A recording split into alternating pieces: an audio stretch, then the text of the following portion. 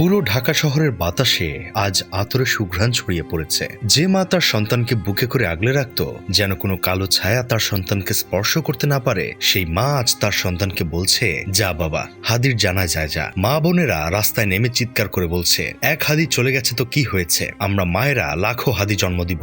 এক বাবা রাস্তায় নেমে চিৎকার করে বলছে, আমার দুই ছেলের মধ্যে যদি এক ছেলে যেত তাহলেও এতটা কষ্ট পেতাম না। আরেক বাবা তার সন্তানকে কাঁধে নিয়ে দৌড়াচ্ছে আর বলছে, আমি চাই আমার সন্তান হাদির মতো হোক। পুরো বাংলার মানুষ আজ এক হাদির জন্য পাগল প্রায়। ওসমান হাদি ভাই, একবার চোখ তুলে দেখো, তোমার জানাজার নামাজ পড়তে স্রোতের মতো মানুষ নেমে এসেছে। লাখো মানুষের কান্না, দোয়া আর ভালোবাসায় আজ বাংলার আকাশ ভারী। এত মানুষের অন্তরের সাক্ষ্য নিয়ে পৃথিবী থেকে বিদায় নেওয়ার সৌভাগ্য সবার কপালে জোটে না। শরীফ ওসমান হাদি, তুমি সত্যি ভাগ্যবান। ওগো জান্নাতের পাখি, তোমাকে সেখানেই মানায় যেখানে কোনো কোলাহল নেই, নেই ষড়যন্ত্র, নেই বিশ্বাসঘাতকতা, যেখানে মানুষ তার সৌন্দর্য নিয়ে, তার সত্য নিয়ে বাঁচে। তুমি যে পথ তৈরি করে গেলে সে পথে হাঁটবে শত সহস্র লক্ষ কোটি মুক্তির কাণ্ডারি। আজ লক্ষ লক্ষ মানুষের কণ্ঠে একই দোয়া, আল্লাহ হাদিকে শহীদ হিসেবে কবুল করুন। এত মানুষের মুখের এই দোয়া কোনো ছোট সাক্ষ্য নয়, এটা ইতিহাসের সাক্ষ্য, এটা জাতির সাক্ষ্য। আল্লাহ তোমাকে জান্নাতের উচ্চ মাকাম দান করুন,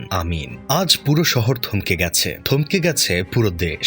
রাস্তা, মাঠ, প্রান্তর সবখানেই মানুষের ঢল। বয়স মাত্র ৩৩ বছর, অথচ পুরো দেশ তোমার জানাজায় দাঁড়িয়ে। প্রধান উপদেষ্টা থেকে শুরু করে সব রাজনৈতিক দলের নেতৃবৃন্দ, ভিন্ন ভিন্ন আদর্শের মানুষ, সবাই আজ এক কাতারে। কোটি কোটি মানুষ টেলিভিশনের পর্দায় তোমার জানাজা দেখছে, চোখ ভেজাচ্ছে, হাত তুলছে দোয়ায়। শরীফ ওসমান হাদি আমাদেরকে দেখিয়ে দিয়ে গেল কিভাবে দেশকে ভালোবাসতে হয়, কিভাবে স্বাধীনতা, সার্বভৌমত্ব আর দেশের মানুষকে শুধু স্লোগানে নয়, জীবনের প্রতিটি কাজে, প্রতিটি সিদ্ধান্তে ধারণ করতে হয়। তুমি দেখিয়ে দিলে কিভাবে দেশবিরোধী সামনে বুক চিতিয়ে দাঁড়াতে হয়, কথা নয়, সুবিধা নয়, প্রয়োজনে ত্যাগ দিয়ে কিভাবে অবস্থান নিতে হয়। বাকি কাজটুকু আজ আমাদের। তোমার জানাজায় উপস্থিত মানুষ আজ প্রতিজ্ঞা করেছে, স্লোগান উঠেছে, দেশের পক্ষে, আজাদির পক্ষে, ইনকিলাবের পক্ষে, দিল্লির বিরুদ্ধে, মুজিববাদের বিরুদ্ধে। এই স্লোগান শুধু রাগের বহিঃপ্রকাশ নয়, এটা প্রতিরোধের ভাষা, এটা ভবিষ্যতের অঙ্গীকার। দুনিয়ায় অদ্ভুত বৈষম্য আছে, কারো জানাজায় শতজন মানুষও হয় না, মিষ্টি বিতরণ হয়,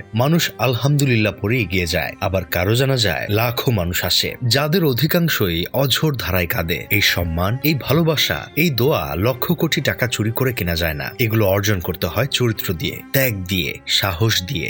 সত্যি সার্থক এই জীবন হাদি। আজ দেশের অনেক মানুষ তার সন্তানের নাম রাখবে ওসমান হাদি। অনেক তরুণ তোমার মতো হতে চাইবে, সোজা, সাহসী, আপসহীন। হয়তো তুমি আর 5 বছর বেঁচে থাকলে কুৎসা শুরু হতো, নারী কেলেঙ্কারি, অর্থ কেলেঙ্কারি, নোংরা অপপ্রচার। ইতিহাস বলে, যারা সত্যের পথে হাঁটে তাদের জন্য মিথ্যার অভাব হয় না। আল্লাহ তার আগেই তার প্রিয় বান্দাকে তুলে নিয়েছেন, সম্মানের সর্বোচ্চ চূড়ায় রেখে। হাদির মতো জীবন আমাদের সবার হোক, সাহসী কিন্তু অহংকারী নয়, বিনয়ী কিন্তু দুর্বল নয়, প্রয়োজনে আগ্রাসী কিন্তু অন্যায়কারী নয়। সারা জীবন বাংলার মানুষ আফসোস করেছিল এটা ভেবে, আমাদের দেশে হবে সেই ছেলে কবে, কথায় না বড় হয়ে কাজে বড় হবে। হ্যাঁ, সেই ছেলেটা আমাদের দেশে জন্ম নিয়েছিল, কিন্তু ওরা তাকে ফেললো। যাই হোক, শেষমেশ আমি গোলাম হোসেন একটা কাজের কথা কই, যারা ভেবেছিল এক হাদিকে সরিয়ে দিয়ে তাদের ফিরে আসার রাস্তা পরিষ্কার করে ফেলবে, তাদের চিৎকার করে বলতে চাই, এই দেশে আরো লাখো হাদি পয়দা হবে, কয়জনকে তোরা সরাতে পারবি?